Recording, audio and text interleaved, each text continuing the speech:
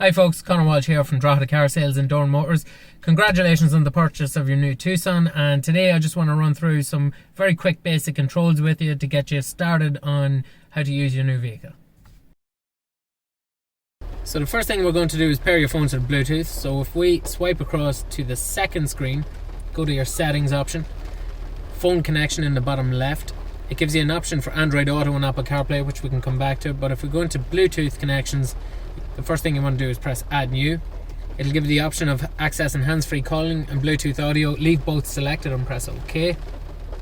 And then on the Bluetooth settings on your phone, you should see an option which comes up as Tucson. Select it. It'll generate a random passcode. Just press OK or pair on your phone, and straight away it'll start accessing your phone and asking for access to your contacts and call history. If you allow that, it doesn't save anything to your phone. It'll just download your call history and your contacts every time you hop into the car. And that's it, all set up. So once you have that connected, just hit your return arrow, and then you have the option of Android Auto and Apple CarPlay. So depending on what make of a phone you have, if it's an Android, obviously you're going into the Android settings. You may have to download the Android Auto app from the Google Play Store. Otherwise, you can use an Apple CarPlay. You don't have to do anything with that. On the Executive Plus models, all you need to do for either phone is connect your phone into one of the USB ports underneath, and it'll start mirroring certain apps from your phone to the screen. So you can use Spotify, WhatsApp, Google Maps. They'll all be options that are available to use. Now, if your Tucson has a sat-nav feature on it, you always have the shortcut options down here underneath the screen, but on the home screen itself, you can just press on the right hand side and it brings you straight into the maps. You don't have to have a destination or an address put in here. You can leave the maps up the whole time as you're driving if you like, but to add in a destination, press on the nav button underneath. You can search, or you can go to previous destinations, or if you have a couple saved in your address book, you have the quick options down here on the bottom of the screen also. So just go into search. We can add in where we want to head off to. So if you're going to Dundalk, say you want to go to the shopping centre or somewhere close by, it'll pick up the destination and it should show you a couple of different routes if there are ones applicable. Some say shorter journeys or most economical for fuel or the fastest times. So it's pulling a few of them up here. Just set as destination. A couple of different options then as well. So you have alternative routes. One is 5 minutes in the difference from the other. It just depends if you want to go on the motorway or if you want a more economical journey, say going on the older road. But you just press start guidance and then off you pop. Now, when you reach your destination or when you're coming close to where you want to be, if you want to cancel your journey, just select cancel route at the bottom of the screen, and that will stop any guidance going forward. As well as that, points of interest come up here as POI, so they would be hospitals, ATMs, Garda stations, Hyundai dealers, which should always be top of the list anyway, and a couple of other different options there like restaurants, parking, coffee shops, etc. So if your Jeep has dual zone climate control function, obviously you can access driver and passenger temperatures separately. You have the option to sync them, which will bring the passenger side temperature over to the driver side, because driver is always priority.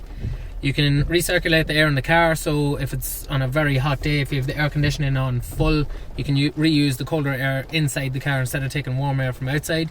You have the option then to defrost your rear window, which is also linked to the two door mirrors, so they'll heat up and defrost if there's frost outside. You've then got the front window demister. So it puts the air on full. It also activates your air conditioning. That's just to defog the windscreen as quick as possible. Just press the same setting again and it'll put the air controls back to whatever you had set previously. Then you have the small fan to reduce airflow, or the bigger fan to increase it. And then the different modes where the air is blowing. So at the minute it's on windscreen and feet. You can put it onto your face as well, whatever you prefer. AC is obviously your air conditioning, and if you have the automatic function on the car, it will automatically defog or defrost the windscreen as necessary, and if you spray your washer jets, it'll also put the air on to stop it fogging up on you as well. Now you can turn that off if needed, or you can put it on to a higher sensitivity. After that, then, if you're in the car on your own, in the hybrid versions, you can activate the driver only function. So if you're in the car on your own, you're not wasting any energy or electricity by running any additional fans that you don't really need. Now for something slightly simpler, we can go into the radio controls, so you can either select it on the screen or you always have the shortcut down here. We have a couple of stations tuned in already, but for example, if you wanted to listen to a different station and say Q102 and you wanted to save that, you just press the star icon here and it'll come up in the bottom corner. You have the option then to scroll across into the next setting, and we've a couple of extra stations tuned in there as well. It is a DAB radio, so it picks up all available stations in the area, but you can just keep flicking through them here yourself if necessary. And then you have a list of stations over here if you wanted to scroll through it manually, like so. So on your multifunction steering wheel, this should be the same across all models, forgetting about the two paddles on the back because that's to do with the automatic setting. You have the volume and Bluetooth controls on the left hand side of your steering wheel, so it's fairly straightforward. You have your volume here for your media radio, or if you're on a call, that will also control the volume of somebody's voice. You have the arrows option to skip through songs again on media, or skip through your different radio stations. If somebody calls you while you're driving, the name and number comes up on the screen. It'll mute the radio automatically, and you just press the call answer button here if you do want to talk to them. Bearing in mind, obviously, the voice is going to come through the speakers and everyone in the car is going to hear your call. You can set a couple of different shortcuts on your steering wheel, so you can bring up your apps on your screen, on your Bluetooth controls as well if necessary. We can come back to that later. There is voice recognition as well, which is very good on them. So you can press that button and you can say, change this radio station to 2FM. You can say call home or work or whatever the case may be. You can change your different modes here as well. So on your screen over on the side, it'll bring up some custom options then as well. So on the right hand side of your steering wheel is a couple of different functions to mostly control the dash clocks in behind and cruise control, which we're going to start with first. So these three outside buttons will control cruise. You press the top button here to activate the feature, so it'll come up. It won't work at the minute because this automatic car is in park, but it'll say cruise at the top of the dash clocks inside here. When you're going down a motorway, for example, and you get to 100 or 120 kilometers or whatever speed you want to do, pull down on the silver lever underneath to set the speed firstly. It'll tell you exactly what speed you're sitting at, and you can put your 2 feet flat on the ground. You don't have to press the clutch, brake, accelerator, nothing like that. All you have to do is steer. If you come up behind somebody going slower than yourself, you can pause your cruise control by pressing the bottom button, and that way the car will slow itself down. Obviously, if you touch the brake or the clutch, that will also knock it off. So when that slow person moves out of your way, press up on the silver lever again, and the car will reset or go back to whatever speed you had set previously. And that's quickly how you work cruise control. You press the top button again to turn it off, or to access the limit function, which sets a speed limit on the car that you won't go over a certain speed as you go up and down through the gears without paying too much attention to the speed limits in the area. The three controls on the inside will control your dash clocks. So if I press the pages icon, it brings up the compass. It goes into some user settings, engine temperature, tire pressure display.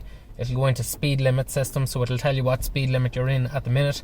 It's again not working because we're only sitting in idle. And then it can come across to your vehicle status and your fuel consumption stats, which again isn't accurate yet because we're not moving right now. Underneath that then you have the quick switch to access the forward facing camera for lane departure and lane safety. You can hold the button down for a couple of seconds and you'll see the icon disappearing off the screen. If I hold it again, you'll see it coming back up here at the top. EV stands for electric vehicle, that's only on the hybrids. But you can also press the steering function, which comes on here as well. They'll illuminate in green when the camera linked to the mirror up here can see the lines on the road in front of you, and that'll help keep you on the straight and narrow. Moving on to your wipers. On the Executive Plus feature, you have a couple of different options here. By switching on to the first setting, it puts on the automatic rain sensor wipers, so as it starts to rain, the wipers go on and off themselves. Obviously you can knock it on to level 1 and 2 as necessary as well, or bring it all the way back. If you pull it towards you, it sprays your front window. Push it away, it'll spray your rear. And to turn on your rear wiper, you just twist the end of it like so. On your lights then, they're on the left hand side of the steering column. So if you activate the automatic setting by twisting the end once, you have a light sensor on top of the dash, and because it's getting dark at the minute, it activates your dip lights and your heads. You can access your side lights and then your dip beam yourself if necessary. But going back to the automatic function, on this model it has the automatic dip and headlight feature. Push the headlight stalk away from you once, and that way when you're driving at night time, if you meet another car or you come into a lit up area, the Tucson will dip its own headlights automatically. When that car drives by you after about 2 or 3 seconds, the full lights will come on themselves. If you want to turn it off, all you do is activate your headlights yourself and go back to your dips. Your indicators are as normal, and you have the 3 blink indicator for changing lanes on a motorway. Just push it up slightly or down slightly for left and right. In the center console here, you have a couple of different options. You have the USB port just to charge your phone, which charges a little bit faster than the information port. Your vehicle should have a wireless phone charging pad on it as well, so it's at the angle, not on the flat, and you'll see this peculiar icon lights up in orange when it starts to charge your phone. As well as that, you have a couple of different functions here along the top. So you have the passenger side heated seat, driver side heated seat. They both go on high first, so then you go medium, low, and then off. You have the heated steering wheel function on all the models as well. Downhill brake control. In a frosty or kind of a slippy kind of a night, you can access this, that the car will stop you going into a slide if, say, you're travelling on snow or frost. It'll just squeeze the brakes every so often to stop the car running away with itself. You have the feature here to turn on or off the parking sensors on the front or back of the car, and you have an option then to bring up your reversing camera if needed also. You can turn that on or off as you're driving regardless. Then again, on the automatic setting, you have your gear selectors here. The salesman will go through that with you on the day, but all models should have the electronic handbrake regardless of petrol and diesel. So with your foot on the brake, you can press down on the electronic handbrake, which releases it straight away, or pull it upwards. So if you think of your traditional handbrake, letting it down obviously puts the handbrake off, pulling it up puts your handbrake on. You have the automatic hold function as well, which is a brilliant job if you're traveling through a town or a city.